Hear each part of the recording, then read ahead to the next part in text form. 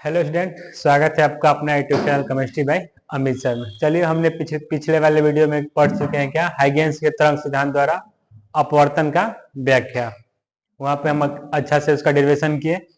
जो ऑप्टिक्स में का दो पार्ट होता है, रे ऑप्टिक्स और वेब ऑप्टिक्स। तो हमने रे ऑप्टिक्स तो पहले ही खत्म कर चुका था और वेब ऑप्टिक्स में हमने कल हाइगेंस के तरंग सिद्धांत का डेरिवेशन किया। आज हम करने वाले क्या है, हाइगेंस के तरंग सिद्धांत के द्वारा परावर्तन की व्याख्या। हाइगेंस के तरंग सिद्धांत परावर्तन की व्याख्या।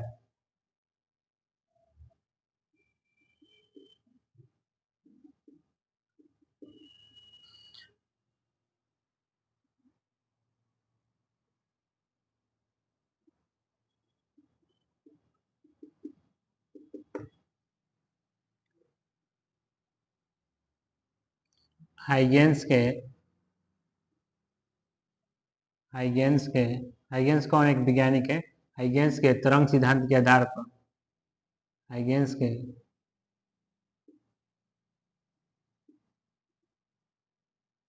तरंग सिद्धांत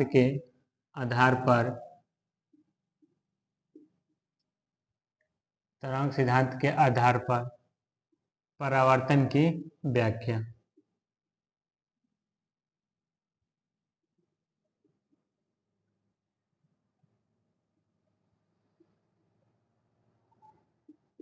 अब देखिए,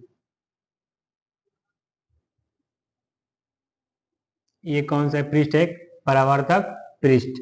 नाम दे देते हैं एम और एम डैश।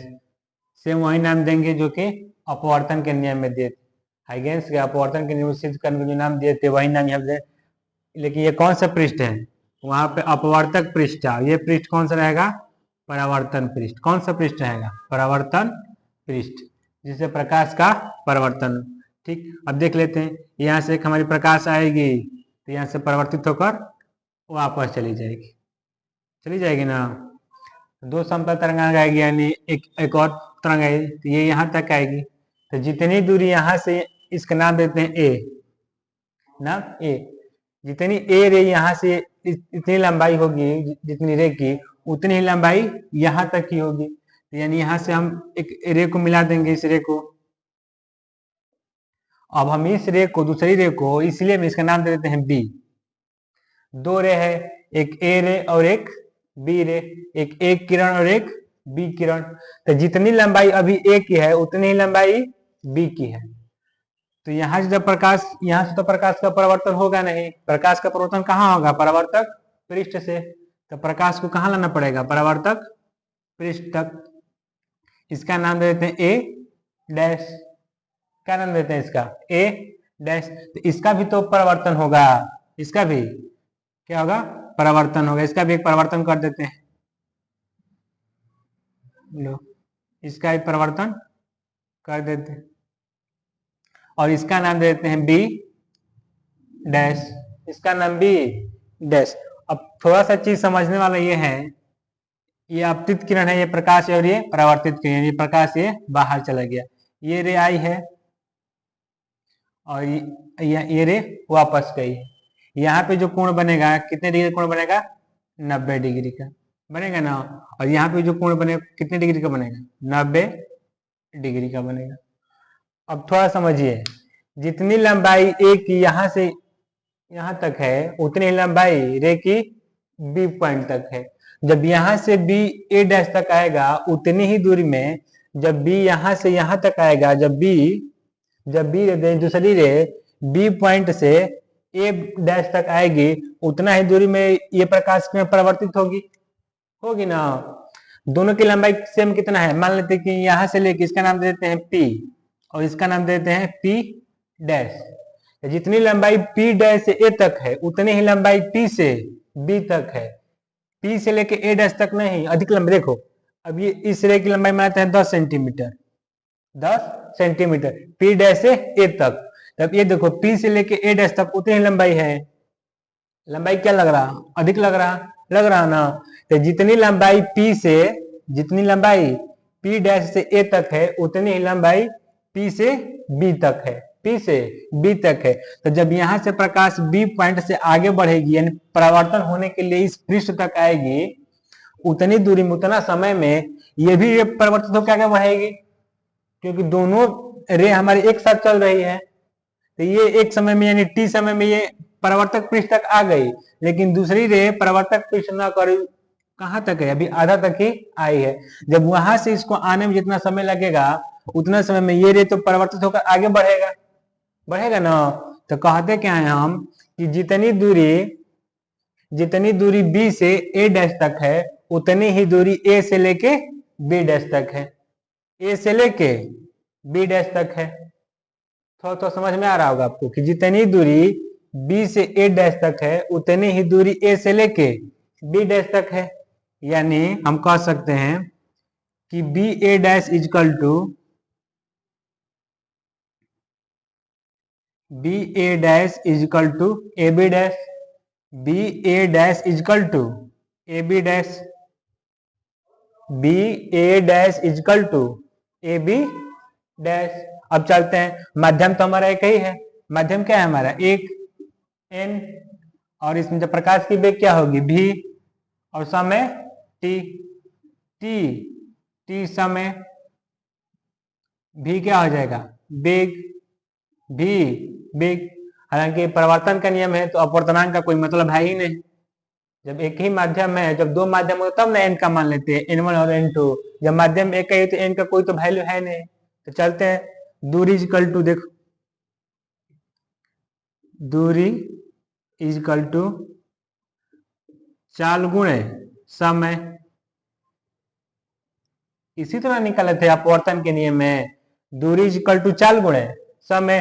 अब बताओ दूरी कितना है, दूरी तो दो है, एक बी ए डैश है, एक बी ए डैश है और एक ए बी डैश है, एक ए बी डैश और एक बी ए डैश है ना। तो दूरी equal to B A dash equal to A B dash equal to चाल क्या है भी, चाल क्या है भी, और समय क्या है टी, समय क्या है टी। तो B A dash equal to A B dash equal to भी टी हो जाएगा ना। इसको मान लेते हैं समीकरण नंबर 1, समीकरण नंबर 1। अब देखो त्रिभुज से, त्रिभुज कौन कौन बन रहा है, एक बन रहा है A B A dash, A B A dash, और एक त्रिभुज कौन सा बन रहा है A B dash A dash. पहला त्रिभुज क्या बन रहा ए बी ए डैश, और दूसरा त्रिभुज क्या बन रहा ए बी ए डैश बन रहा ना। अब देखो जो यहाँ पे एंगल बनेगा हम कह सकते हैं ना आई, और यहाँ पे जो एंगल बनेगा आर, दूसरा जो एंगल बनेगा आर। तो चलते हैं, त्रिभुज ए बी ए डैश, चाहे A B dash A dash, इसे निकालते हैं A B A dash, A B A dash, त्रिभुज ए बी ए डैश, त्रिभुज ए बी ए डैश। तो क्या होगा sine i equal to, sine i equal to A B A dash में कौन कौन, जहां पे 90 डिग्री बांधता है उसको समांतर की भुजा कौन होती है, लंब होती है, सॉरी क्या होती है लंब होती है। ये हमारे क्या हो जाएगा बी से लेके ए डैश तक लंब हो जाएगी। और साइन का फार्मूला क्या होता है लंब बटा कर्ण, लंब बटा कर्ण। तो लंब क्या होगा, जहां से हम 90 डिग्री नापते वही ना हमारा लंब होता है। तो 90 डिग्री कहां से नापे इस भुजा से, तो ये भुजा हमारी क्या होगी लंब होगी। तो बी ए डैश क्या होगा लंब होगा, तो बी ए डैश और बटा में कर्ण क्या होगा सामने की भुजा, सामने की भुजा क्या है ये नीचे वाला यानी कर्ण हो जाएगा। तो ए ए डैश क्या होगा कर्ण, ए ए डैश कर्ण। इसको मान लेते हैं समीकरण नंबर 2, समीकरण नंबर 2। अब देखो, अब एक त्रिभुज निकाल लिया हम ए बी ए डैश से हल कर लिया, दूसरा त्रिभुज क्या बन रहा हमारा A B dash A dash, A B dash A dash. देखो त्रिभुज A B dash A dash, त्रिभुज A B dash A dash से, यही ना त्रिभुज A B dash A dash से, त्रिभुज A B dash A dash से। अब बताओ इसमें जो हमारा कर्ण होगा क्या होगा, जो इसमें हमारा कर्ण होगा क्या होगा sine r equal to, sine r equal to, अब इसमें बताओ क्या होगा, यहाँ पे तो बी ए डैश ले, यहाँ पे बी ए डैश लिए, तो यहाँ पे क्या लेंगे, ए बी डैश, क्या लेंगे, ए बी डैश। ये कौन होगा, यही ना कौन होगा। अरे जहां से 90 डिग्री नापते हैं, 90 डिग्री कहाँ बन रहा है, यहाँ पे बन रहा है ना। इसकी जहां से 90 डिग्री हम कोण नापते हैं, वो भुजा क्या होती है, लंब होती है। तो लंब क्या हो जाएगा, A B dash, A B dash. सामने की भुजा क्या होती है, कर्ण होती है, तो लंब बटा कर्ण, कर्ण क्या होगा, ए ए डैश, ए ए डैश, यही ना होगा। अब देखो समीकरण नंबर 3, अब हम लिखेंगे चूंकि हम जानते हैं कि, चूंकि हम जानते हैं कि, चूंकि हम जानते हैं कि, क्या जानते हैं बताओ, B A dash equal to A B dash, B A dash equal to A B dash, वही ना है। देखो यहाँ पे ए बी डैश आया है और यहाँ पे बी ए डैश है, और हम यह क्या जानते हैं कि B A dash equal to A B dash. तो हम कह सकते हैं ना sine i equal to, sine i equal to sine r. अब दोनों नीचे की दोनों चेन ए ए डैश ए दोनों में तो सेम है, इसमें तो कोई प्रॉब्लम है नहीं। लेकिन पहला में क्या है, बी ए डैश और इसमें आया है ए बी डैश। तो हम क्या बताएं, बी ए डैश जितनी दूरी बी से लेके ए तक होगी, जितनी दूरी बी से लेके ए डैश तक होगी, उतनी ही दूरी ए से लेके बी डैश तक होगी। यानी बी से लेके यदि ए डैश तक दूरी 10 सेंटीमीटर है, तो ए से लेके बी डैश तक दूरी कितनी होगी, 10 सेंटीमीटर। दोनों हमारा क्या हो गया, इक्वल हो गया। तो sine i equal to sine r, sine से साइन खत्म, क्या होगा, आई इजिकल टू आर। यही नहीं है परिवर्तन का नियम। आपतन कोण इजिकल टू, आपतन कोण इजिकल टू परावर्तन कोण, आपतन कोण इजिकल टू परावर्तन कोण। यही नहीं परिवर्तन का नियम कि sine i equal to sine r या आई इजिकल टू आर, आपतन कोण इजिकल टू परावर्तन कोण। एक बार फिर शुरू समझते हैं। ये हमारा एम और एम डैश क्या है, एक परावर्तक पृष्ठ है। इस पे दो हम समतल तरंगाग्र डाले हैं। पहला डाले हैं ये हम समझाने के लिए बताए थे, पहला है ए और दूसरा क्या है बी। तो जितनी दूरी यहां से आने में ए को लगा है, उतनी ही दूरी बी कहां तक आया है, इस पॉइंट तक, इस पॉइंट तक। इस बिंदु को हम मिला दिए, इस बिंदु को क्या किए, मिला दिए। अब जब बी अपने पॉइंट से आगे बढ़ेगा, यानी यहां से बी, यानी बी जब इस पॉइंट से आगे बढ़ेगा, तो साथ साथ ये भी रे आगे बढ़ेगी। तो ये रे तो परावर्तक पृष्ठ से टकरा गई है, तो इसका परावर्तन लगेगा, होगा ना। तो इसका, इस रे का परावर्तन हो रहा है, तो ये आगे बढ़ रही और ये परावर्तक पृष्ठ तक आ रही। तो जितनी दूरी बी को, जितने समय बी को ए डैश तक आने में लगा है, उतने ही समय ए बी डैश तक पहुंच गई है। यानी कहने का तात्पर्य है कि जितनी दूरी बी से लेके ए डैश तक है, उतनी ही दूरी ए से लेके बी डैश तक है।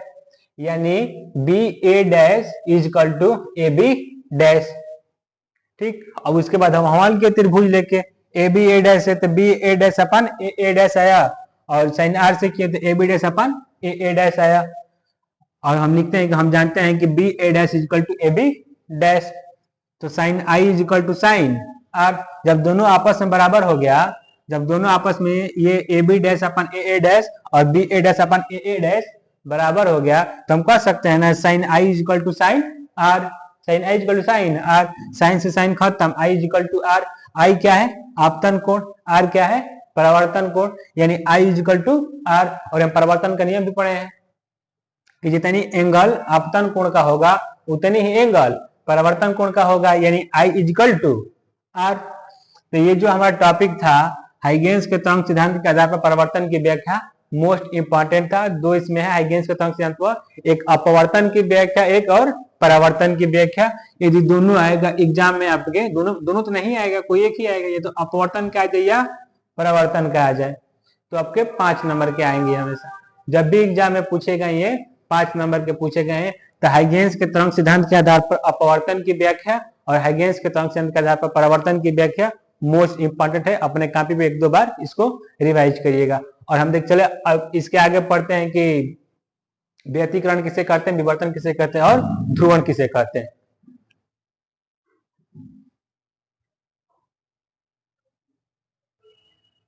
चलिए, तो अब हम हाइगेंस के तरंग सिद्धांत के द्वारा परावर्तन की व्याख्या पढ़ लिए और अपवर्तन का कल वाले वीडियो हम करा ही चुके हैं। इसके बाद जो 3 डिफिनेशन है, प्रकाश का व्यतिकरण, विवर्तन तथा ध्रुवण, इसका हम परिभाषा इसे आपको न्यूमेरिकल देखने को तो नहीं मिलेगा एग्जाम में, नहीं कहीं पूछा है। डिफिनेशन पूछ सकता है इसे कि व्यतिकरण किसे कहते हैं, ध्रुवण किसे कहते हैं और प्रकाश का व्यतिकरण किसे कहते हैं, व्यतिकरण, विवर्तन और ध्रुवण। तो चलिए एक एक कर पढ़ते हैं। पहला है हमारा व्यतिकरण, जिसे इंटरफेरेंस बोलते हैं। व्यतिकरण, व्यतिकरण, व्यतिकरण की परिभाषा आप सुनेंगे, जब एक ही माध्यम में, जब माध्यम एक ही हो, जब माध्यम एक ही हो, जब एक ही माध्यम में दो आवृत्ति के प्रकाश, जब एक ही माध्यम में दो आवृत्ति के प्रकाश एक ही दिशा में संचरित कर रही हो, एक ही दिशा में गमन कर रही हो, एक ही दिशा में गमन कर रही है, यानी दिशा क्या हो हमारा, एक ही दिशा हो, दिशा क्या हो, एक ही दिशा, ये दिशा हो गया हमारा। और आवृत्ति क्या है, अलग अलग, आवृत्ति क्या है, अलग अलग, आवृत्ति क्या है, अलग अलग है। दिशा क्या है, एक ही दिशा है। माध्यम क्या है, एक ही माध्यम में। तो जब एक ही माध्यम में दो आवृत्ति के प्रकाश किरण एक ही दिशा में संचरित करती है, तो उनके परिणामी तीव्रता, उनकी परिणामी तीव्रता उनके अलग अलग बिंदुओं पर तीव्रता के भिन्न होता है। थोड़ा समझ में नहीं आएगा आपको, थोड़ा सा गौर करिए परिभाषा पे कि परिभाषा है क्या। जब किसी माध्यम में एक ही आवृत्ति के, जब किसी माध्यम में एक ही आवृत्ति के, जब किसी माध्यम में एक ही आवृत्ति के दो तरंग एक ही दिशा में गमन कर रहे हो, जब किसी माध्यम में, जब किसी माध्यम में आवृत्ति के एक ही तरंग एक ही दिशा में गमन कर रहे हो, तो जो उनका परिणामी तीव्रता होता है ना, परिणामी मतलब योग का, दोनों का तीव्रता, उनका परिणामी तीव्रता अलग अलग बिंदुओं पर तीव्रता के योग के भिन्न भिन्न होता है। उनका परिणामी तीव्रता उनके अलग अलग बिंदुओं परिणामी तीव्रता के भिन्न भिन्न होता है। ये हमारा क्या था, प्रकाश का व्यतिकरण। क्या था हमारा, प्रकाश का व्यतिकरण, प्रकाश का व्यतिकरण। जो व्यतिकरण की घटना होता है ना बाबू, व्यतिकरण की घटना परिणामी तीव्रता की तरंगों की तीव्रताओं तथा उनके मध्य कालांतर पर निर्भर करती है। देखिए क्या कर कि जो व्यतिकरण की हमारा घटना होता है ना, जो व्यतिकरण का घटना होता है उनके परिणामी तीव्रता तथा कालांतर पर निर्भर करती है। परिणामी तीव्रता तथा कालांतर, अब ये थोड़ा आपको समझ में नहीं आएगा कि परिणामी तीव्रता क्या है और कालांतर क्या है। परिणामी तीव्रता मतलब कि दोनों रे के, दोनों जब तरंग जा रहा तो दोनों तरंगों के तीव्रताओं का योग, दोनों तरंगों के तीव्रताओं का योग उनके अलग अलग बिंदुओं पर, यानी एक कालांतर तरंग ऐसे चलेगा। देखो एक दिशा हो गई, मान लेते हैं यहां से हमारा तरंग उठा, ऐसे ऐसे ऐसे ऐसे ये तरंग जाएगा। तो दो हमारा दो तरंग है, तो दो तरंग बना लेते हैं, ठीक, ये तरंग है। देख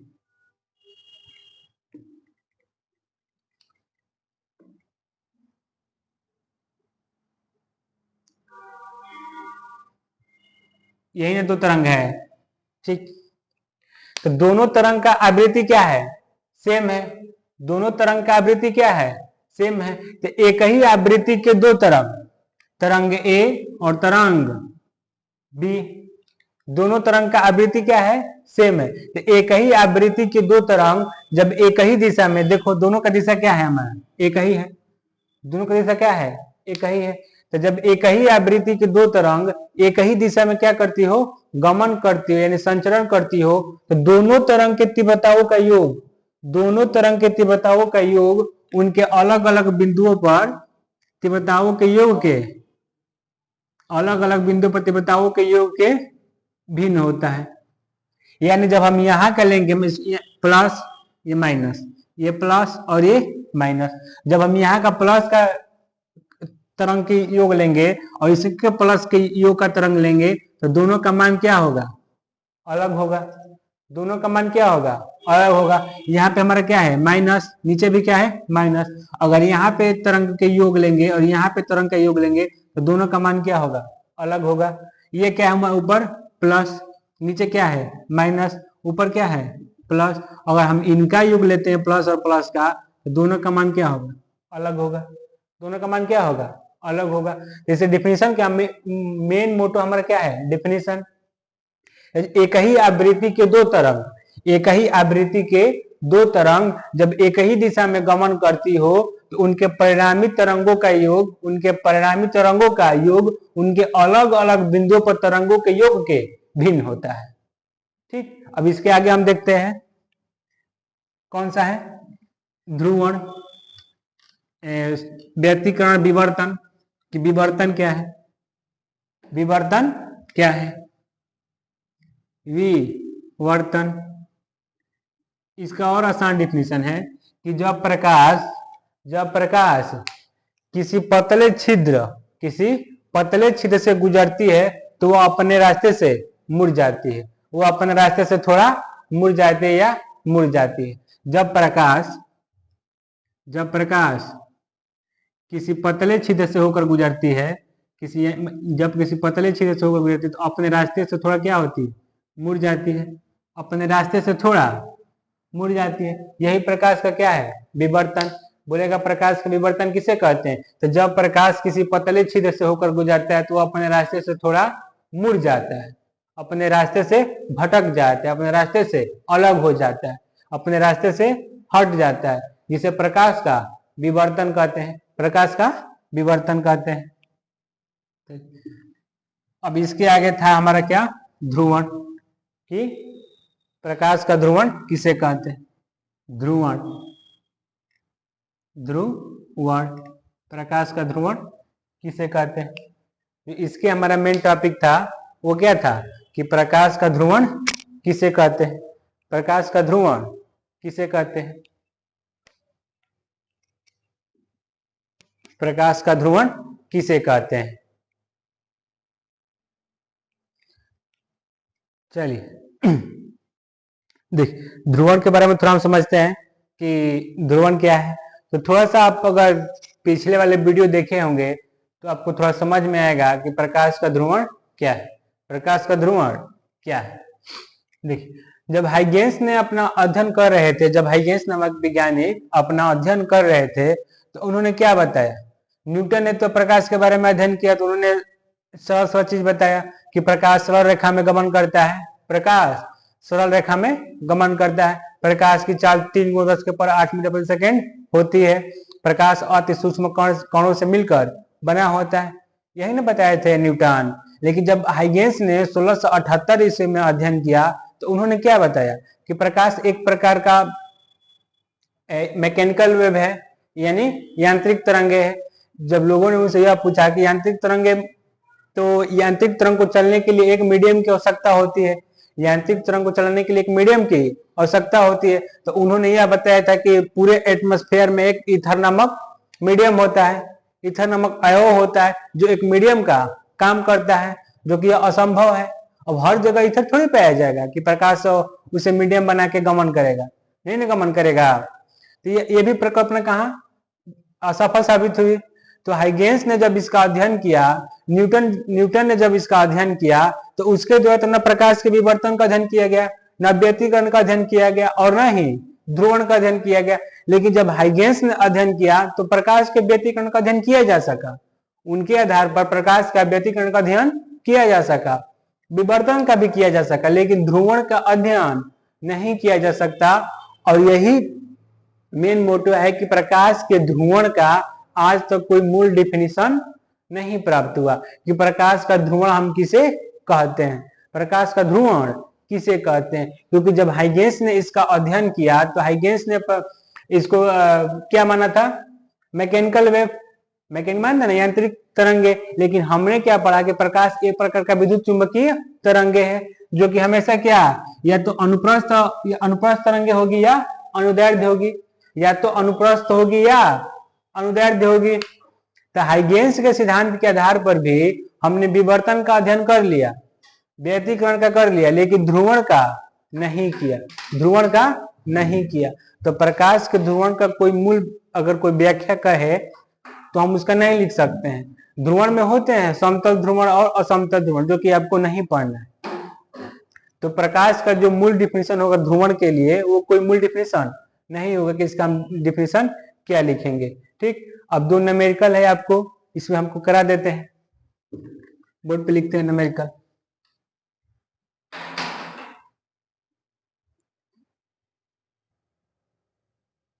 देखिए 2 क्वेश्चन है, अगर आपसे वेब ऑप्टिक्स में चाहे प्रकाशी में अगर कहीं क्वेश्चन उठाता है n=c/v वाला सूत्र पे, तो यहीं से क्वेश्चन उठाएगा। पहला क्वेश्चन क्या है, एक कांच की 60 मीटर पट्टिका में से प्रकाश कितने समय में पार होगा यदि कांच का अपवर्तनांक 1.5 है। मीडियम कोई भी दे सकता है। यहाँ पे यदि कांच के 60 मीटर पट्टिका में से कह सकता है कि कोई प्रकाश एल्युमिनियम की छड़ को कितने समय में पार करेगा, यदि एल्युमिनियम की छड़ का अपवर्तनांक इतना है तो सेम इसी पे करेंगे। यदि किसी भी चीज को प्रकाश को पार करना है, यदि किसी भी मीडियम को या किसी भी अवयव को प्रकाश को पार करना है, तो उस पदार्थ का अपवर्तनांक देगा, उस अवयव का अपवर्तनांक देगा।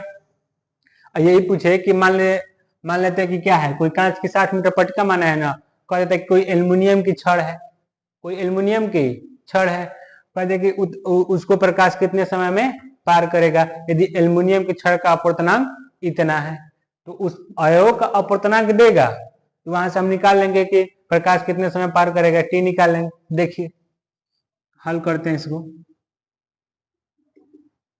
कांच की मोटाई कितनी है, 60 मीटर। 60 मीटर, 60 मीटर क्या है, मोटाई हो गया, 60 मीटर मोटाई। और हम जानते हैं कि सी का मान क्या होता है, सी = 3 × 10⁸ मीटर प्रति सेकेंड होता है ना। तो कह रहा है कितने समय में पार होगा यदि कांच का अपवर्तनांक 1.5 हो, यानी एन का मान क्या दिया है, 1.5। एन का मान क्या दिया है, 1.5। अब देखिए इसका सूत्र क्या होता है, हम पढ़े हैं n c/v। सी हमें पता है, एन हमें पता है, v हमें निकालना है। यहां से निकाल लो, v क्या होगा, c/n। v c/n। सी का मान कितना है, 3 × 10⁸ और n का मान 1.5, 1.5 दूना 3। तो यानी यहाँ से v का मान क्या हो जाएगा, v = 2 × 10⁸ मीटर प्रति सेकेंड। आ गया ना। अभी को क्या बोलते हैं, चाल। भी क्या है हमारा, चाल। और कितनी दूरी पार करना है, तो 60 मीटर दूरी को पार करना है। 60 मीटर मोटाई को 60 मीटर पट्टिका को पार करें, यानी 60 मीटर दूरी को पार करना है। तो दूरी = 60 और चाल इतना दिया है 2 × 10⁸। पूछ क्या रहा, कितने समय निकालना है। तो समय क्या होता है, समय दूरी बटा चाल। समय दूरी बटा चाल।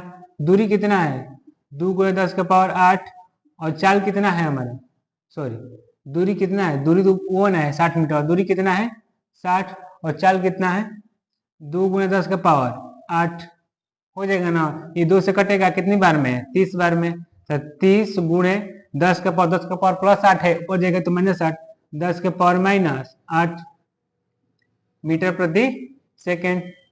10⁸ टाइम है ना, 10⁻−8 सेकेंड। 30 × 10⁻−8 सेकेंड, ये क्या हो जाएगा हमारा आंसर हो जाएगा। अब दूसरा क्वेश्चन देखिए, 6000 एंगस्ट्रॉम तरंग दैर्घ्य की प्रकाश किरण निर्वात में 1.33 अपवर्तनांक के माध्यम में प्रवेश करती है, तो चाल एवं तरंग दैर्घ्य निकाले। 6000 एंगस्ट्रॉम तरंग दैर्घ्य की प्रकाश किरण निर्वात में 1.33 अपवर्तनांक के माध्यम में प्रवेश करती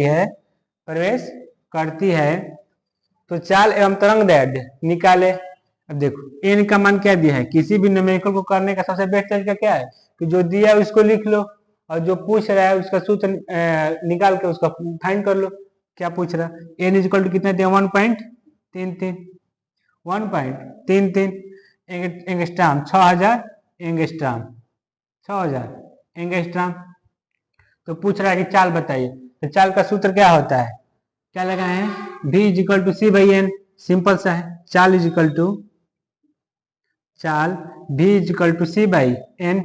सी का मान हम जानते हैं कितना होता है, 3 गुणे 10 के पावर 8 और n का मान 1.33 1.33। अब इसको हल कर लो, कितना होगा 2.46 के आसपास होगा। हल कर लेना, 2.4 लिख दे रहे हैं, इंटू 10 टू दी का पावर 8 मीटर प्रति सेकेंड। ये चाल आ गया। दूसरा क्या पूछ रहा, तरंग दैर्ध्य। दूसरा क्या पूछ रहा, तरंग दैर्ध्य। तरंग दैर्ध्य लेमडा एम इजिकल टू क्या होगा, लेमडा बाई एन, यही ना होगा। लिख लो 6000 बटा में एन का मान 1.33 तरंग दैर्ध्य lambda m equal to lambda by m, lambda by M.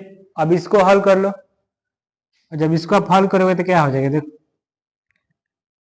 6000 बटा में 133, इसके बटा में 100 हो जाएगा, यानी ऊपर 0 बढ़ा लो तो 0 हो जाएगा ना। जब इसको आप हल करोगे तो कितना होगा 6133, तो 400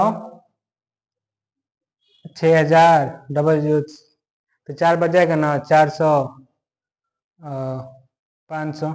इसको हल कर लेना आप, 45 और 11.25 करके आएगा, 45 11.25 एंगस्ट्रॉम। ये हमारा क्या हो जाएगा आंसर, 45 11.25 एंगस्ट्रॉम। ये क्या हो जाएगा हमारा तरंग दैर्ध्य। अब एक बार शुरू से देख लीजिए क्वेश्चन।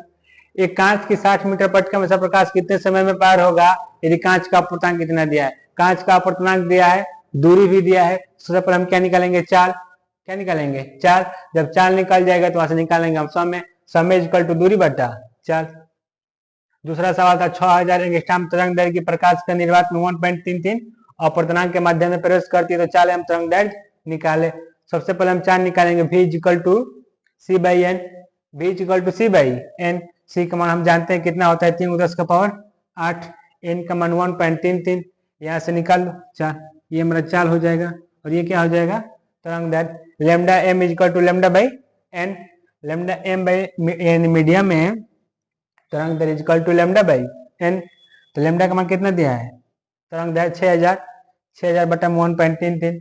अब दशमलव हटाएंगे तो ऊपर 2 जीरो जाएगा, तो क्या हो जाएगा हमारा 6000 बटा में 133। अब इसको हल करेंगे, इसको आप सोल्यूशन कर लीजिएगा कितना आ रहा है, कुछ और आ रहा है आगे समथिंग इतना ही आएगा, 45 11.25, 45 11.25। तो ये था हमारा न्यूमेरिकल, जो आज का क्लास हमारा खत्म हो गया। अब हम अगले वीडियो में न्यूमेरिकल ही कराएंगे, जो कि मोस्ट इम्पॉर्टेंट न्यूमेरिकल रहेंगे। 6 या 7 न्यूमेरिकल रहेंगे जो कि पेपर के लिए क्या होंगे, इम्पॉर्टेंट होंगे। अब वो किस टॉपिक से होंगे उसको कल डिस्कस करेंगे, कि कल जो न्यूमेरिकल लेके आ रहे हैं वो किस टॉपिक से रहने वाला है या किस चैप्टर से रहने वाला है। तो ठीक है, मन से पढ़िए। एग्जाम का टाइम टेबल तो आ ही गया है, और टाइम बहुत तेजी से निकलता जा रहा। आज दिसंबर में भी बहुत दिन निकल गया, 3 दिन। तो मन लगा के पढ़िए, और नेक्स्ट वीडियो में हम न्यूमेरिकल लेके आएंगे और डिस्कस करेंगे किस टॉपिक से या किस चैप्टर से लेके आ रहे हैं। ठीक है, थैंक यू।